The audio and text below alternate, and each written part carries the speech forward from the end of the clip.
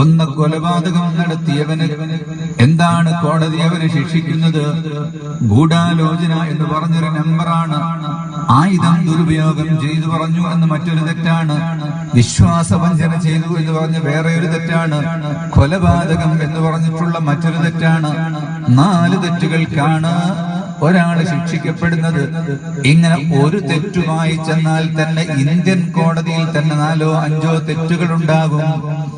അതുപോലെ മനുഷ്യ, അല്ലാഹുവിനോട് നീ ഒരു തെറ്റു ചെയ്താൽ